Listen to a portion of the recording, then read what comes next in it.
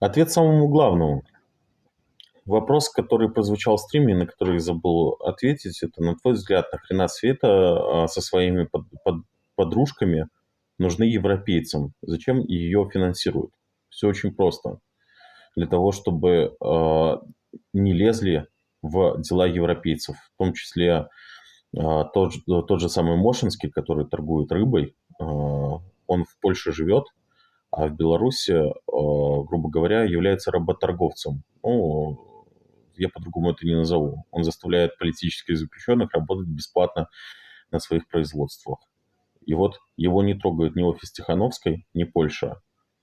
О чем разговор? О том, что так как, грубо говоря, контролируется офис Светланы Тихановской, контролированием офиса Светланы Тихановской и содержанием их, те не понимают эти вопросы.